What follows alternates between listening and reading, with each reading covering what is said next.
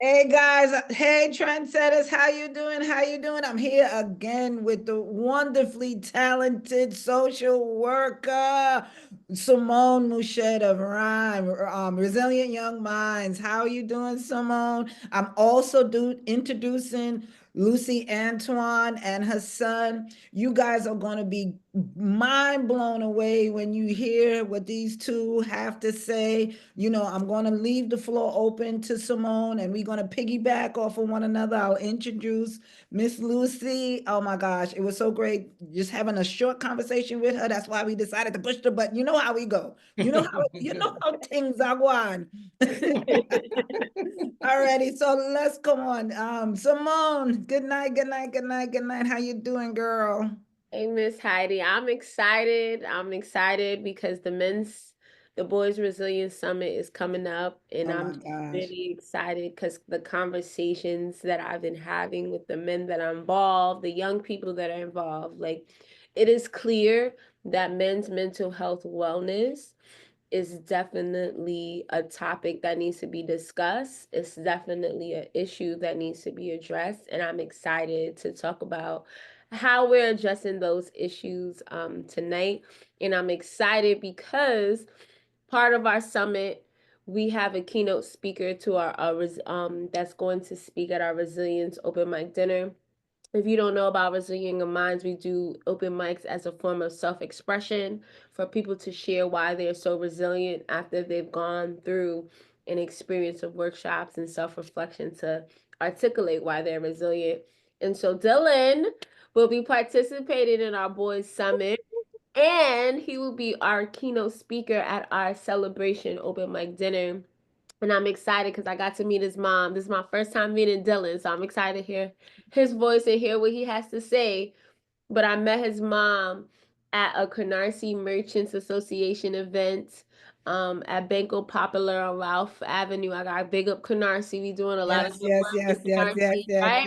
yes. Big up, big up, And big up, she Canarsie. rolled up on me. She promoting her son. She rolled up on me. I was trying to wait for the Uber, but she was like, no, no, no, no. Let me tell you about my son first. I love that energy, and I was just so inspired by our conversation as a former educator working with kids with autism, as an ABA therapist. I was really inspired by hearing how far Dylan has come and just the entrepreneurial work that he's doing to support other young people academically. And I thought it would be a great combination to have them, because to me, Dylan and Lucy, they are trendsetters. Oh, They are wow. representing Canarsie, and I thought it would be a great way to have us talk about the men's summit, but also bridge together that parent support aspect and that child empowerment aspect that you promote so much, Miss Heidi. I thank you. I thank you for introducing Miss Lucy to the program and to me as well. Miss Lucy, I want to tell you something. Like I said, just talking to you in such a short period, you're very impressive. One of the conversations that we don't have in the community is around disabilities and trying to assess if our kid really needs the tools and the supports, and this information doesn't go out as much as necessary. It's one things that we don't have the conversation because of our own biases and judgment, but then it's another thing that we don't have the conversation because some people really don't know where to outsource to get resources, and just to have that type of conversation. Normally when we're raising our children as parents, you don't go to the doctor and ask certain questions, and they won't respond to us if we don't ask certain questions, but there are things that are going on that just a little bit questionable, and this is why we have Trendsetters Talks podcast, so that we can have these conversations and we can talk about what brought us from point A to point Z and help one another in the midst of everything. So I'm going to open up the platform for you to tell Trendsetters what exactly is your story, and how we got to even having you as a trendsetter. So Mhm. again, let's welcome Miss Lucy Anton and to the Trendsetters platform. Thank you. I appreciate you. And just like Simone said, I saw her at a SCORE event and I was walking around giving out business cards and I saw her at the door and I was like, oh, this is my son's business. And let me tell you a little bit. And like she said, she was on her way out, but I was trying to catch people as we were, networking. And so my story with my son is, he was like a bubbly boy. He's the youngest, the last child, and he was typically developing. And while he was developing, he has an older sister who's like 19 years older than him. And so like his little mom, and she noticed Okay. certain tendencies in Dylan that she said that she had noticed in a student that she was working with when she was doing summer youth. Mm. And so she told me that these, she noticed the tendencies. And I was like, oh, well, he's a boy. I heard boys are different. I Mm-hmm. have 3 children, 2 girls and Dylan as the boy. But she kept telling me and telling me and telling me. And, I was dismissing it. Denial, of course. Because what could possibly be wrong with my boy? You know what I mean? Right, So, right. long story short, I went to the doctor, had him tested. They said he had to be 33% delayed. He was doing whatever they needed him to do. But then they told me at 18 months, if you notice a difference, come back. Mm-hmm. And at Mm. 18 months, it was like a light switch went off. He stopped Mm. eye contact. He stopped talking. He stopped communicating. He stopped engaging. It was just off. This is a boy that we used to go to Gymboree. We used to go to Babies and Books. He used to play with the other kids, and he was just sitting on my lap. Wow. Wow. And me, like a mom, was thinking, oh, he just wants to be next to me, my little loving boy. And people would be talking to him, and he would just be blanked. Wow. And I remember one parent saying, Dylan, it seems like you in another world. Mm-hmm. Wow. And he was literally in another world. And I remember going to his checkup at 18 months, and the doctor was like, oh, how many words is he saying? And I was like, he's not saying anything. Mm. And he was like, he's Mm-hmm. not saying anything, but he was talking before. And I was like, yeah, but not anymore. He was like, oh, no, you got to get him tested again. Because children do not regress, they progress. Mm. And that's when the journey started. And it was like, okay, so what do I do? Because before that, I was telling my husband about, what I saw with him, and my husband would come home from work and say hello to him, and he would just be blanked out. But my husband thought he was just being resistant and ignoring him. So he Mm. would scream, Dylan, Dylan, literally scream. And I was like, if you got to talk to him like that, something is wrong. Mm. Mm. But he was like, what could possibly be wrong? He's a baby, you know? But like the doctor said, they don't regress, they progress. Mm-hmm. So then the journey started. Getting people in the house, getting evaluators to come out and evaluate him, and people in my head talking about, listen, there's nothing wrong with that boy. Do not have them white folks come into your house and tell you anything about your son, because they just want to give him some record, because they're always labeling our kids. And Mm. luckily for me, the psychologist that came out was a Black woman. Oh, Okay. wow. And Yes, so yes, she yes. came out, she did her evaluation, and she was like, he has autism. And I was Mm. like, what?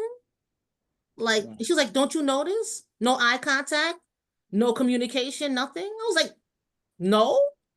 And she was just matter of factly, okay, well, you just have to get him services.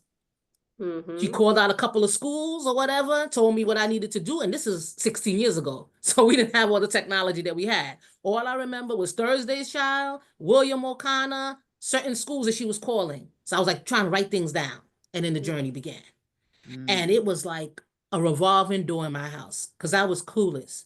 People were coming into my house talking about, oh, yeah, I'm going to give you this paper. It's going to be blank, but you're just going to sign and I'm going to fill it out when I get outside in my car, and I'm like, What? okay. And I'm going to Wow. come in at this time and I'm going to come in at that time. And I'm working for the DOE. I'm coming in on my lunch break. So I'm not going to take too long with y'all.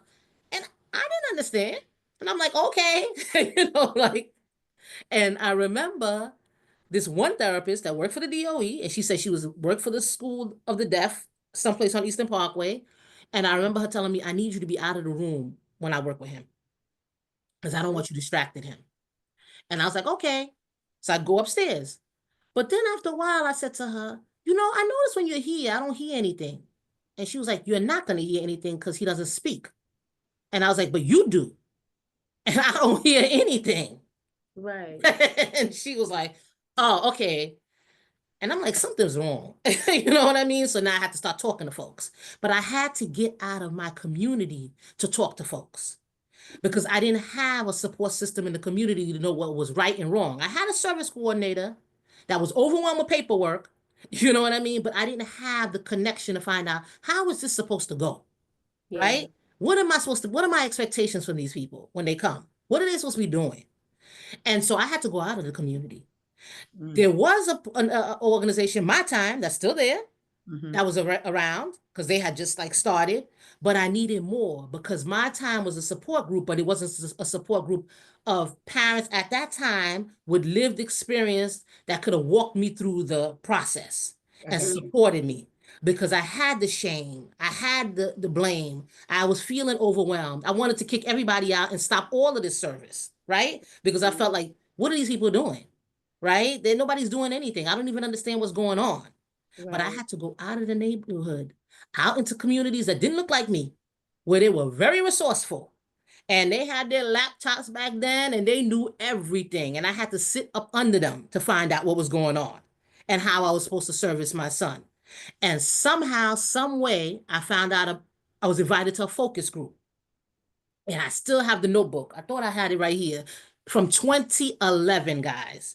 And somebody dropped the word NEST. And they said, NEST is like the Ivy League of special education. Get your kids in. And I wrote it down. Okay? And I wrote down the names of the people that were in the room. And he wasn't even 3 yet. Because he turned 3 that October. I went to that meeting in January or February of 2011. And I was on it. And he started getting early intervention, ABA, all of that stuff. And it was, I remember one person telling me, you got to retrain the brain. Yes. And I was like, okay. And I remember somebody else telling me, oh, we don't like that business about retraining the brain. Okay. You don't have to retrain his brain. And I'm like, well, I got to do something. You know what I mean? Because he's young. And when I started getting the services, he was 18 months and he had to go to Thursday's Child. He had to get on a school bus. He cried, I cried because he didn't know what was going on. And I remember crying because he's getting on this bus. He got on a little bib. He doesn't know these people. They grabbing him up to put him in this seat belt, in this car seat. And I ran in the house and called my husband, was like, I can't. He was like, well, get on the bus. And I signed up to get on that bus too with him to go to Thursday's Child. But then after a while of getting on this bus, I said, wait, why am I on this bus again? I have a car. You know what I mean? And I had another daughter that I needed to pick up by a certain time. So I was like, Lucy, you got to make your brain work. You got to take him to Thursday's Child in your car so you can get back to the neighborhood to pick up Nia, his sister, on time. So that's what I started doing. But I was so overwhelmed, I thought I needed to just follow everything that they told me. He needs to be on this bus, get on this bus, go to Thursday's Child, wait in the waiting area, all sorts of stuff that was going on. But, just to speed this up, early intervention was key. And I remember going through the motions and not wanting to do all of this. And I remember one of my daughter's classmates' mothers asked me, she said, what's your concern? I was like, I don't want this label. I don't know what this is going to mean. And she was like, just look at it as a private tutor coming to your house and teaching your son. That's how you got to look at this. Don't look at it any other way. And I was like, okay. And then I was like, but my husband and, he's feeling a type of way. And I remember going to the workshops and listening to all them folks. And I remember this one woman pulled me aside and was like, don't get offended, but I'm going to tell you something. A lot of men of color are in jail undiagnosed. Absolutely. Do not make this about you. Yeah. Make it about him. You don't want to say that you shoulda, coulda, but didn't do something because y'all making it about you. Yeah. And that was the driving force for my husband because he's from Haiti. He was like, I did not leave Haiti to have a son in America to go through any system. Do what you got to do. Okay? And that was the driving force. And it was like, Godspeed, because getting the right therapist in the house was a lot. But getting him into the right systems, I had to be in the right rooms. Yeah. If I wasn't in that room, I would have never known about Ness, right? Because Ness wasn't here. It wasn't publicized. I had 2 older children that went through the public school system, but they weren't special education. right? They were general education, and it Mhm. was a whole different world. Right. And so I say that to say that the programs exist, but our people perish because of a lack of knowledge, Absolutely. right? And so whatever I learned, I teach. And so I know he went from nest to success. And so I want parents to know what's Come going on on. now. The DOE is doing good work, but you gotta put in the work. You gotta navigate. You gotta make the time. I've been working 30 years with the city of New York. Okay. And I have 3 kids. I was a young mom. My oldest is 35 and I'm now a grandma. So I know that you gotta take the time. It can't be about I don't have the time. Make the time. Yeah. Because our biggest investments are our kids. Mm-hmm. Right? I could have Right. made any money during that time, but I was so blessed because when I had him, I said, you know what? Every time I had my children, I had to go back to work real quick. I'm gonna try to ride this out. Okay? Because this is my last one and I got to give it 110%. I didn't know he was gonna have some issues, right? But then I was privileged to be able to take off 2 years. And those were the 2 years that I needed to be home. Because had I been working, I probably wouldn't have noticed the signs, right? And I probably wouldn't have been able to give the attention that I needed to give. But I still gave it even when I went back to work because our children are our prized possessions. There should be nothing that takes precedent over getting our children what they need. And what I find with a lot of our families is we got to literally hold folks' hands. You know what I mean? Because some of us don't understand that we got to put in the work. The reason why the other groups are getting what they got to get is because they know what to get. Right. They put their pen to their paper. They don't go into these IEP meetings like it's a war. They're in partnership. Even if they are coming a little bit combative, they got all the tools in place. Yeah. Okay? They're strategizing. We got to strategize. Because I always tell people that there's no difference. We want the same things other communities want. We want good schools, quality education, quality housing, good jobs. There's no different. But what are the resources available for us? They're out there. Right. DOE is doing good work. Okay. And the reason why a lot of times I'm invited to the DOE because we're showing what the DOE, the work, the positivity of the DOE. You understand? And what they're doing. And I want folks to see that because not all of our folks can go to private schools. Not Right. all of them are going to get lawyers to sue the DOE for them, which they should. Right. You know Right. what I mean? And get their kids into the private Right. schools. But I'm letting them know that's an option. You know that? If Mm-hmm. this school is not meeting your child's needs, can you explain what your child's needs are? Right? So we could try to navigate. I'm a parent member with the DOE. I've been on 3 IEP meetings since January. I haven't even got my little $20 yet that they're supposed to send me. Okay? Because they send you $20 for 20 hours, for 2 hours. All right? But I'm there because I want to empower folks. I Mm-hmm. want them to know I'm with you. I'm here for you. I walk the walk. I talk the talk. I'm here to support you, even though they're not paying me. You know what I mean? But people got to know somebody's there. Not just somebody that's just talking and talking, but somebody that feels your pain, Absolutely. Absolutely. right? So this is what I'm talking about. And this is what Dylan and I want to do. We do talks. We go out there to the communities and talk to folks. He's tutoring, and we want to be able to serve children that can't afford to tutor, to pay him for tutoring. So that's why we want to think about this non-for-profit. But we got to partner with folks. Right. But what I'm finding a lot of times with folks is they're like, oh, yeah, we could talk to you. We could talk to you. Oh, can he do this for free? He can if we could have a conversation on how we could build a non-for-profit. Absolutely. Right? Because he's trying to get into MIT or NYU, so he got to pay them, right? And so he's building his bank from now, Right. Mm-hmm. right? We could talk about all the bad things our kids are doing, but when our kids are doing good things, let's promote that. Let's Absolutely. help him because he's adding value to these children. Yeah. Okay, the gift that God has given him, this intelligence that he didn't get from me. Okay, he is giving value to these children. Our children are struggling with math, science, reading, all of that. And when he gets on with these kids, their families will give you testimonies. Mm-hmm. Wow. We just built his websites, and I'm going to ask all of them to please write a testimony on the website on the impact Absolutely. that he's given to these kids. So if he's bringing value, his value comes with a price. Yes. Yes. They pay Absolutely. Kumon and all of them, right? Right. And this is peer to peer, right? This is not somebody sitting up there. He could relate to them. You understand? And we have to try to mobilize our communities to understand the value of this. Because a lot of times when he tells them how much he charges, they're like, oh my God. I said, but you know what? what's the cost? What is it going to cost us in the long run if we don't get our kids the tools that they need? Right? We got to set them up for success from now. We can't wait for them to get into college and taking remedial courses, right? And yes, right? And you got a youth that could meet them where they're at, one-on-one. And we talk about this is too expensive, but our children got the latest iPhones, the latest Jordans, right? Tell me about it. Tell me about it. And if you can't afford it, let's get partnered together with the non-for-profits and see if we can get some grants so he can be able to support. Absolutely. Because we're not just here for the people that can afford it. We're here for all the children that are struggling, right? Because there's too many of our children struggling.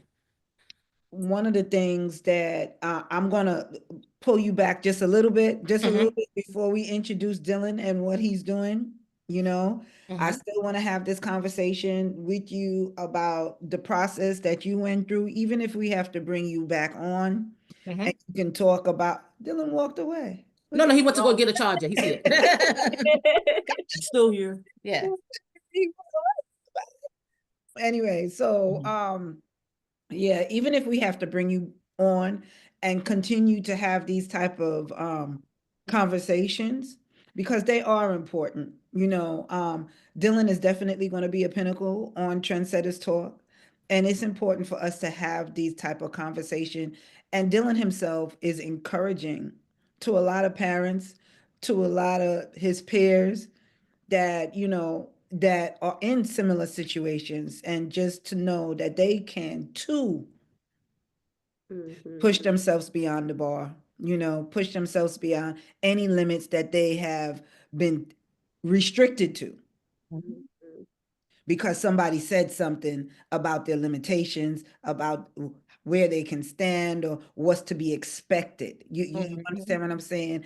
And how do you go past that? I think that a lot of people in our communities, especially in our Black and Brown communities, we tend to brand people. We tend to give names and titles and limitations, and it's unfair. And Dylan is a pinnacle of what it means to push beyond all of them something. You're not going to contain me to this box. I'm not going to stay in this thing. No, sir. This thing too tight. I got, I'm coming with it. Right, Dylan? You coming with it. You bringing it. Yeah. And I appreciate what you're doing in the community. I appreciate that you push beyond all the limits that they gave you, to be a 2-time valedictorian, my brother. Oh my goodness. That within itself, I mean, you coming with it. And now to turn around and to help your peers in the midst of everything that you are going through as a teen yourself, to push through and say, look, yeah, I get it, because I remember when I needed help too. And I know that this is what it's all about. And I appreciate what you're doing in your communities. I mean, tutoring. Miss Simone, these kids hard-headed, they don't want to listen to they don't want to listen to nobody. I thank God you got some patience to deal with your peers, bro, because oh God, Yes. And you know what? He's been doing this actually for 3 years now. Wow. That's because he's exceptional. Yes. You understand what I'm saying? That's because he's exceptional. He's been gifted with patience of Job, I guess. You understand? Well, I would like to hear from Dylan, because I'm about the youth. Yes. So Yes. I want to hear Dylan share a little bit about his perspective on what mom shared. Like, what did it feel like? Did you notice that mom was fighting for you? Did you notice that you were different from other people? Did people say things to you? Like, I want to know what your experience was, because I'm a teacher. I was an educator for 7+ years. I taught students with disabilities. I was a special educator. I taught kids that were autistic. I was an ABA therapist. I did ABA therapy for a year and change. And the child that I work with, he graduated out of ABA therapy, but like his mom still sends me videos sometimes. She sends me him talking, and we still share those moments. I was in the house doing the stuff. So I know what you were talking about, Lucy, about Yeah. finding the right, person, because being an ABA therapist is more than just working with the child. It's also working with the family, empowering the parent, having those conversations, those moments where you feel defeated, like what you're doing is not working, and having your ABA therapist empower you and things like that. So I've been in it. I know how it can go. So I want to know from Dylan, like, what was your experience like, and how did you get from going through those things growing up to deciding, like, hey, I want to help other kids that are struggling with school? So I'd say from my perspective, when I was really young, going through all of this stuff, like going through the Thursday's Child and all of my support systems, I didn't really know how hard my mom was really pushing for me to do all of these things. From the mind of a young child, I was just thinking, well, I'm just going through the motions. This is just what's in front of me. I just need to do it, and I need to just like, try to talk and get around. Because I did also notice that the kids around me when I was in preschool and my general peers, they were socializing and speaking with each other, but I always felt like it was okay to keep to myself, and I didn't feel the need to really say much a lot of the time. So then when I would see all of them talking and stuff, I was thinking, well, all of this stuff can really help me. So I should at least be a little bit engaged and like work with these people at the house, even though I don't know who they are. I don't know what situation brought them here. And then I had all of these services. When I got to elementary school, I didn't really have any mistreatment from any other kids. I socialized with them well. As I went through my support systems, I grew a lot through my services, especially when I was really little. So when I was in elementary school, I was speaking with my friends. I was engaging. I didn't have many social issues with them. And then I had a program called SDI where I would get group speech therapy, where we would talk about a lot of different social situations, how to navigate them, how to go through more difficult situations and interact with many different types of people. So I was just going through the motions. I was doing the best I could. I was very pleased with myself. My self-esteem was always really high. And I would only say my perspective started to shift a little bit when I was around 10 in the fifth grade. Because when I was in fifth grade, I remember I was in my mom's room and then I saw some document on her desk that mentioned something about autism. At that time, I heard of it and I did a little bit of research before then about what it was, blah, blah, blah. But I didn't really think about how it could have applied to me. And then at that point, I had about an hour in my room to just think about it. And then I was thinking, well, I've always felt a little bit different from other people, but not in a way that was really, really significant. So then I remember I asked my mom, do you happen to know the backstory about this paper and why my name is like tied to the paper? So then my mom, she sat with me for about an hour and a half, just explaining everything she just told all of you, and then how everything transpired and connecting a lot of the things that I thought as a little kid to the things that were actually happening. And it made a lot of sense. And it was really the first time where I actually sat and thought about how hard I was working without really, really thinking about it. Because I was doing a lot of work and I'm going through a lot of different stuff, but I never really understood how much work was required in order to actually progress. So I got a little emotional at that point because it was kind of surreal just hearing about it and thinking about it. And that was a few months before I got my first valedictorian award. And I remember at that point, I really started to think about how, like, the academic stuff I was doing truly wasn't as challenging as the trials and tribulations I had to go through for the first 9 to 10 years of my life. So moving forward in the future, when it came to school, I just needed to do my best, stay resilient, and then just do my parents proud, do my mom's work and sacrifices proud, and also prove to myself that all the work that I did when I was younger could carry through and really help me in my later years. So in middle school, and just in general, my grades went up as I got older. Like I was already excelling in elementary school, but in middle school, as I adopted the mindset of nothing I'm doing is more challenging than what I've done already and the tribulations I've gotten through, my grades improved.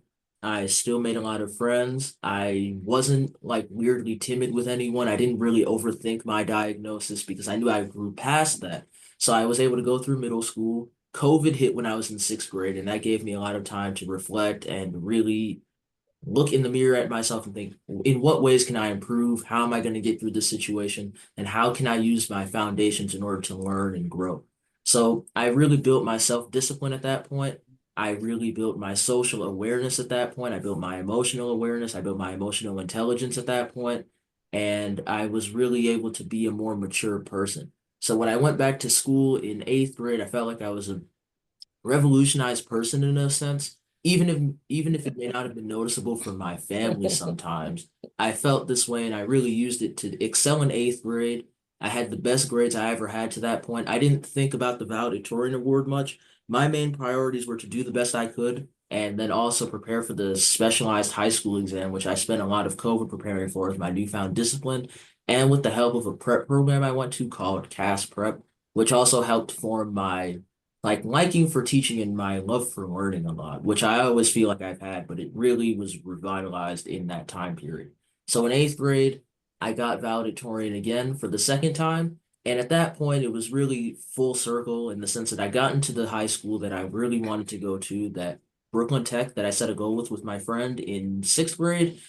I did the best that I could academically without focusing solely on an award. My goal was to just be the best that I possibly could, work as hard as I can, defy all the odds, and then again, just making the sacrifices that my parents made when I was younger and the time and the effort that they spent to make me improve and just progress instead of regress, like the doctor said, and make me a better person.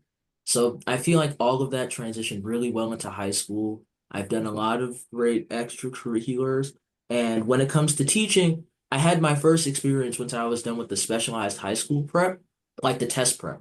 And that same program offered me an internship when I was 13, right after eighth grade, where I was helping kids prepare for that same test and also helping students like at lower grade levels. And in fact, that summer I helped a student go from a fourth grade math level to a eighth grade one in a span of 6 weeks. And at that point, I was really able to reflect and think, my skills in explaining stuff to people from this experience and from what I've heard from like my past teachers, my past friends, and just my peers that I'm around, being able to help them, being supportive, patient, and really compassionate and open to these people. It's something that I could really use to like teach more in the future and just build more of my interest. So as high school passed, I got more of these teaching jobs, like in the 2 consecutive summers after I got teaching jobs. Right after freshman year, I had to teach a class this time, but different subjects and for different durations. But again, it was a really good experience to like deepen my liking for teaching, to really get experience teaching many different types of children and learning how to stay composed and resilient through all of this stuff. And managing that with my high school workload and my studying and all of that, it was really foundational for me. It taught me a lot about time management. It taught me a lot about self-discipline. It taught me a lot about being able to work as hard as I can and dealing with more challenges, more dimensional challenges, like social challenges, and also like even the academic ones, even if I felt like I was excelling a lot. So all of that really culminated in the last few months where my grades again have continued to improve as I've gotten older, being around more competition, being around more academically driven people as I've gotten older and in a specialized high school. So then a few months ago, I thought about the idea of making my own business where I would take everything that I have learned up to this point and take it upon myself to be able to impart that knowledge onto other children and those that really needed my support. So I teach them any subject of any field that I've learned up to this point in my life. And now I have a couple of clients. I really enjoy what I do. And even though I want to pursue engineering and physics when I get older, my plan is to still make time for this stuff, to always make myself available. And then for my future family, my main goal is to make it such that when my kids need help or they need any kind of assistance in anything school related, I can help them at any point. Whatever it is, I don't want to be in a situation where I just flat out forget everything and just be incapable of helping them. Because when I was really little, sometimes that was the case. Yeah, a lot of times. A lot of times. I I mean, love that. yeah, he's Inspired. I don't know about you, he Heidi, just, but I felt inspired. Thank I you was so sitting much. here listening to this young man speak, and I'm saying, wow, you're so dope. You're so awesome. You know, I mean, So articulate, well I spoken, can't even. clear.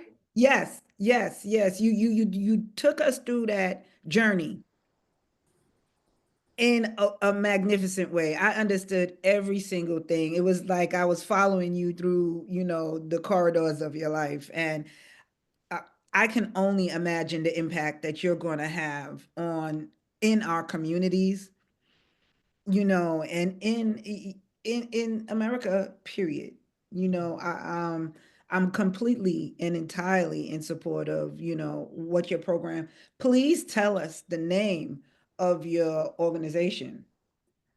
Dylan's tutoring. I could send you a flyer because his dad was working on the website and he said the website is live now. Okay.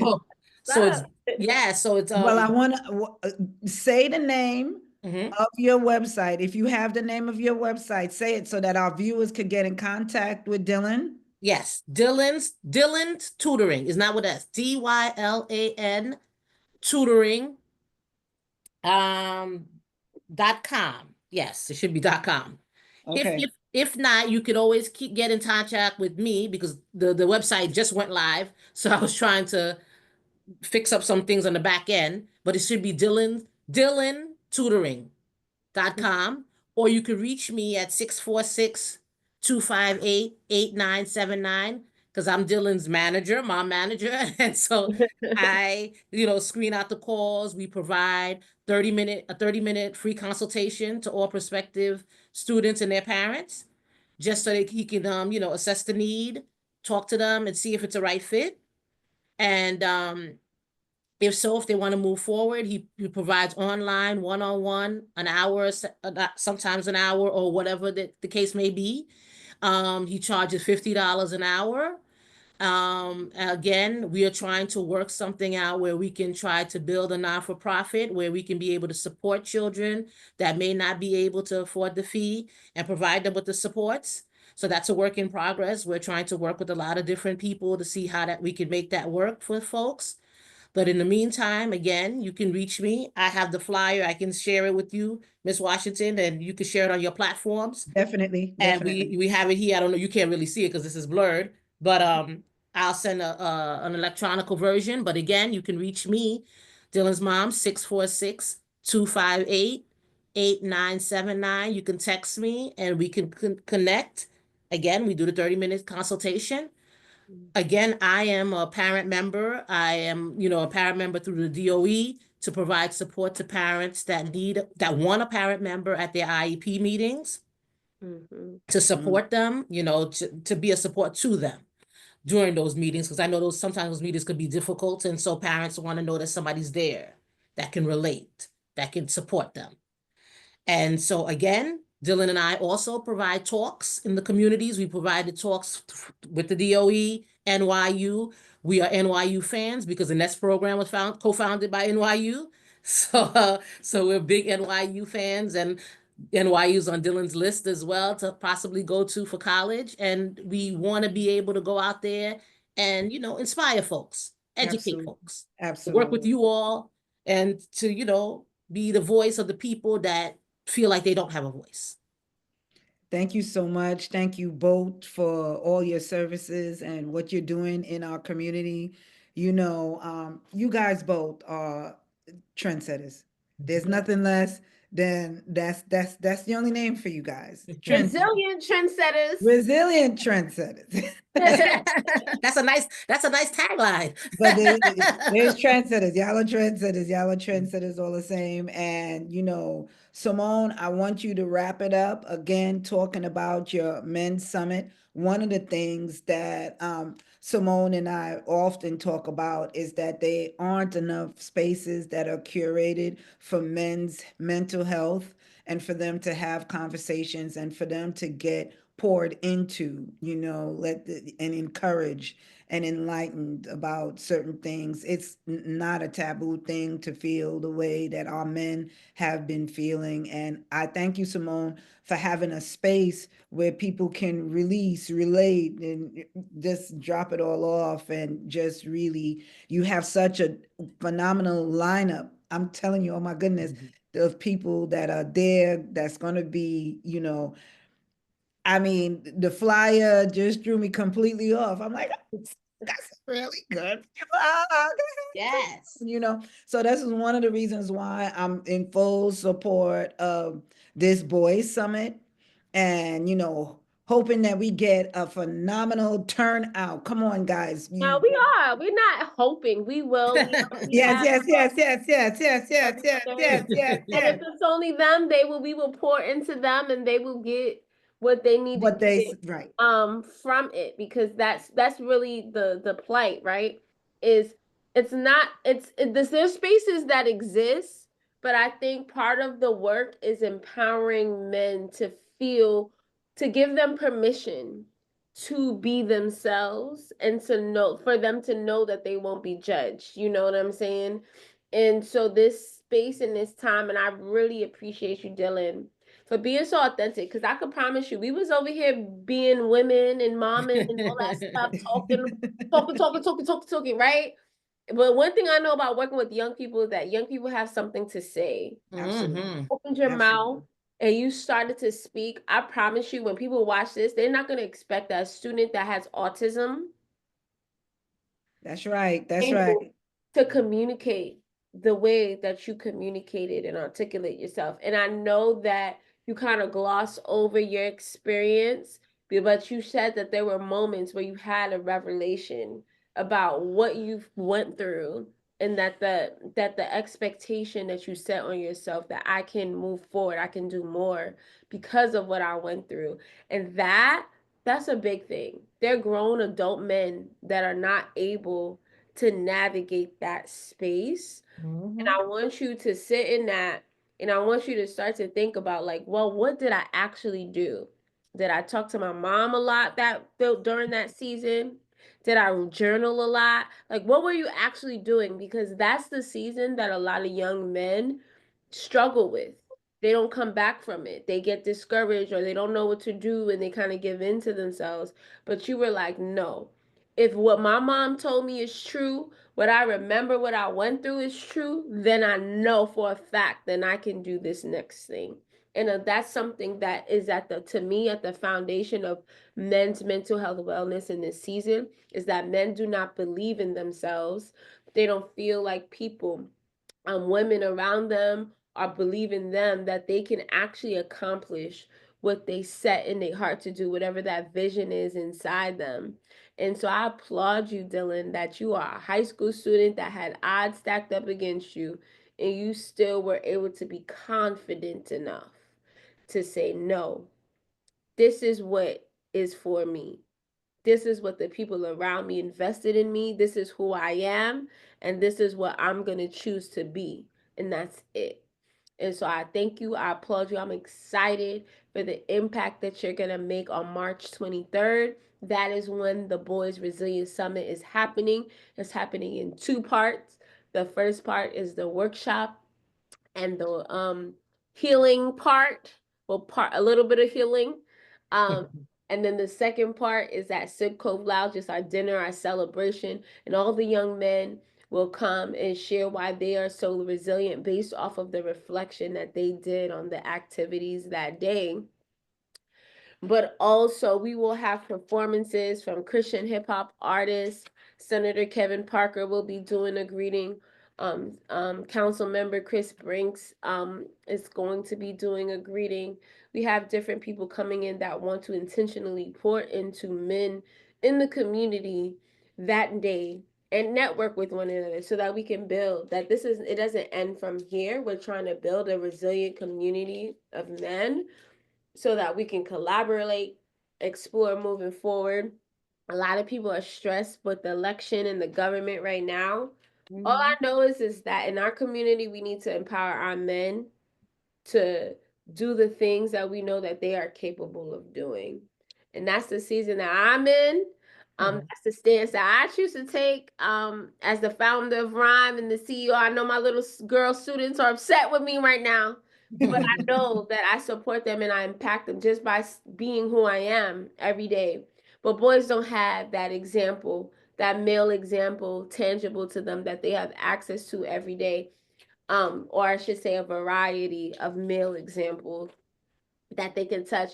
And I'm so glad that Dylan, that you are willing to stand up to be an example, because they're going to be young people, they're going to be elementary school students that are going to look up to you and see all these cool, amazing things that you're doing. Because even though you're doing it, by no means is it easy. It's not easy to get a momager. Like, not every mom is about that life. Not every mom is about that life. I'm gonna tell you that right now. So the fact that Absolutely. you have all those pieces working for your good, it says that a lot. It says that you are called to do what you do, and I'm here to support you in your resiliency, to support you in your message and your business and whatever it is that you guys want to achieve. However, Resilient Young Minds can support you. I want you to know that we are here to support you, and we appreciate and thank you so much for sharing your story, because it definitely touched me and blessed me. You're welcome. Thank you. Thank you. Thank you. Thank you so much, Simone. You know, there's nothing left. There's nothing left. There's nothing left. And, you know, she said everything that honestly that I could have said, you know.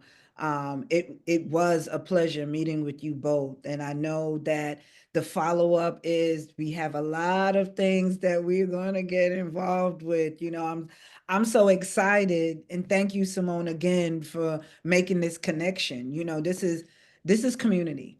Yes. This is community and making connections with one another. And I'm so glad that you stopped her on her way out the door and gave her your business card. You know, everything lines up together, just like Simone said, with the support system that Dylan has. This is all a part of it. Now we are your extended support system. And, you know, we are going to really stand in encouragement for Dylan and his success, you know, in any way that we can. You know, we're a community. We're a Canarsie community, and we are Black community proud. So the upliftment of our people is something definitely that's encouraging, and it's something that our platform does. And outside with our youth initiatives, is how that I foresee us making collaborative efforts and impact in our community. So again, thank you, Lucy. Thank you, Dylan. Thank you, Simone. Lucy, again, I will put up all your information on Okay. this video. So, and it'll be on YouTube. Come on, y'all. You know where to find us on YouTube. Yes. Trendsetters Talks. And Resilient Young Minds. I'm going to put up all in, you know, that I've been posting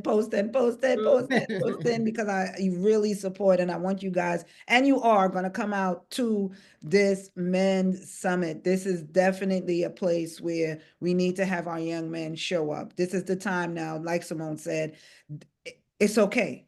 It's okay not to be okay, and it's okay to be okay. Show up. Just show up, just show up, just show up. This is the place that you guys need to be. And, you know, there's no excuse. It's on a Sunday. It's next month. We're giving you guys much, much, much, much, much leeway to get your stuff in order and to hit that button and to get these tickets going. All right. I love you both. Thank you so much. Thank you for coming on, and we'll talk. Thanks, All right. Dylan. Thanks, Thank Dylan. you. Good Hold night. on, y'all stay on.